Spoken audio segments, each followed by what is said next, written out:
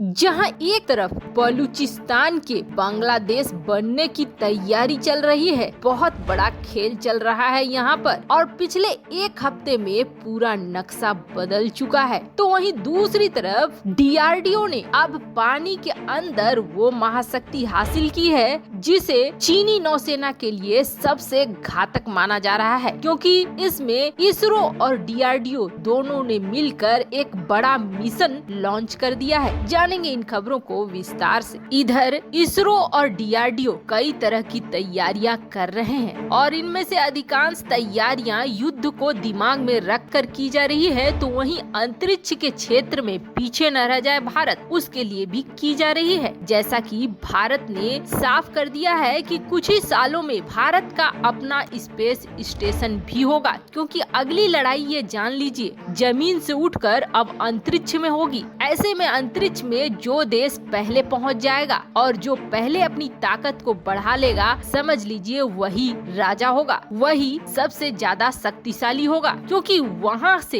पृथ्वी के हिस्सों को भी कंट्रोल करना आसान हो जाएगा। यही वजह है कि इसरो पीछे नहीं हट रहा है और लगातार भारत इस क्षेत्र में पैसे लगा रहा है, चाहे वो गगनयान मिशन के लिए हो या चंद्रयान मिशन के लिए हो। लेकिन अब समंदर के अंदर एक बड़ा मिशन चालू कर रहा है इसरो और डीआरडीओ दोनों मिलकर। जितना शक्तिशाली अंतरिक्ष पे राज करने पर कोई बन सकता है, उससे कई गुना ज्यादा शक्तिशाली समंदर के मामले में भी है। अब तक दक्षिण चीन सागर का मामला हो या इंडो पैसिफिक का मामला हो, चीन लगातार यहाँ पर समंदर के अंदर खोजबीन करता रहता है और न सिर्फ खनिज पदार्थों और गैस पर अपनी नजर रखता है, बल्कि जल क्षेत्र पर भी कब्जा करना चाहता है। ऐसे में अगर चीन को काउंटर करना है तो भारत को भी इसी तरह के मिशन शुरू करने होंगे। अब इसके अंतर्गत गहरे समुद्र में मिशन लॉन्च किया गया है समुद्रयान के रूप में।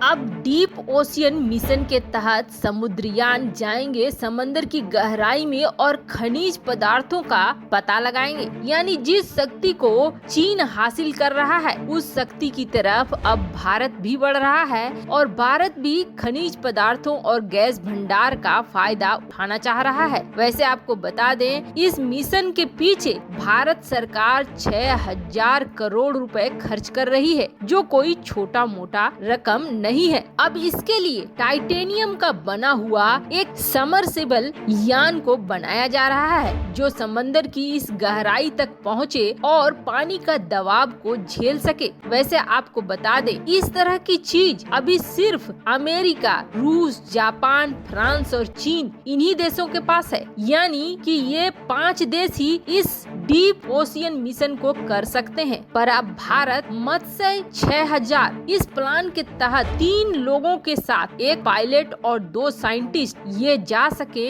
इस यान में बैठकर करीब 6000 मीटर तक और 12 घंटे समंदर के अंदर रह सके, उसके लिए यान को तैयार किया जा रहा है। वैसे आपको बता दें, इसके सी ट्रायल हुए हैं 500 मीटर तक, ये अब तक सफल रहा है, पर अब डीआरडीओ इससे भी आगे निकलना चाह रहा है। खैर, जहां ये सब कुछ एक तरफ हो रहा है, तो वहीं दूसरी तरफ पाकिस्तान का जो ये इलाका देख रहे हैं, ये इलाका अब अलग होने के लिए, टुकड़ों में बंटने के लिए पूरी तरीके से तैयार हो गया है, क्योंकि बलूचिस्तान में हो रहा है अब एक अलग ही खेल और पिछले एक हफ्ते में इस खेल की रफ्तार कई गुना बढ़ चुकी है। बलूचिस्तान में जहां विरोध की एक लहर सी चल रही है और ये लहर पिछले एक हफ्ता में और भी ज्यादा बढ़ती जा रही है। स्थिति ये है कि एक्सपर्ट ये मान रहे हैं कि बलूचिस्तान अब धीरे धीरे पाकिस्तान के हाथों से निकलता जा रहा है। जिस तरीके से 1971 में बांग्लादेश निकल गया पाकिस्तान के हाथों से और एक अलग देश बन गया, कुछ वही हाल बलूचिस्तान का भी होता हुआ दिख रहा है। वैसे आपको बता दे, बलूचिस्तान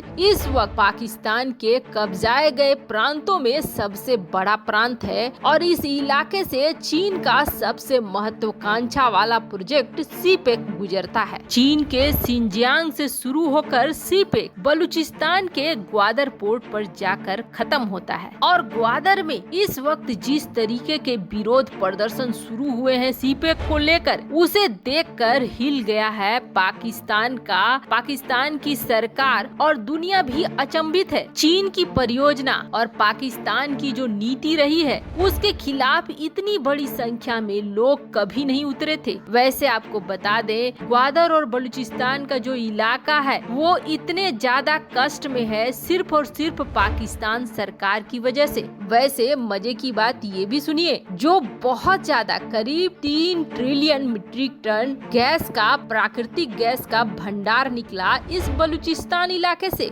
यहाँ से पाइपें जोड़ कर पाकिस्तान के बाकी पूरे शहरों में प्राकृतिक गैस की सप्लाई की गई। लेकिन अजीब बात यह है कि जिस जगह से ये गैस का भंडार पाकिस्तान के सारे इलाकों में प्राकृतिक गैस दे रहा था, वहाँ के लोगों को ही मिल नहीं रहा था। वहाँ के लोगों के लिए कुछ नहीं मिला है, यहाँ तक कि पीने का साफ पानी भी नहीं। अब ये लोग जो ग्वादर के तटों पर अपनी मछलियों को पकड़कर बेचकर अपनी आजीविका चलाते थे वो भी तबाह हो गया, वो भी चीन अपने मुट्ठी में करता चला गया। मतलब ये है कि इस पूरे इलाके को पाकिस्तान ने कभी अपना माना ही नहीं और अपने लोगों को भी नहीं माना। यही वजह है कि यहाँ की सुख सुविधाओं के लिए कभी पाकिस्तान ने ध्यान ही नहीं दिया। असर ये हुआ कि यहाँ के लोग मूलभूत छोटी छोटी आवश्यकताओं के लिए भी तरस रहे हैं। अब लोग इसलिए कह रहे हैं कि बांग्लादेश वाला मोमेंट आ गया है, क्योंकि बलूचिस्तान में जो ये प्रदर्शन हो रहा है, जो ये विरोध के स्वर उठ रहे हैं, ये ठीक वैसे ही है जैसे कि पूर्वी पाकिस्तान यानी आज के बांग्लादेश के लिए उस समय प्रदर्शन हो रहे थे। गृह युद्ध के हालात बन गए हैं।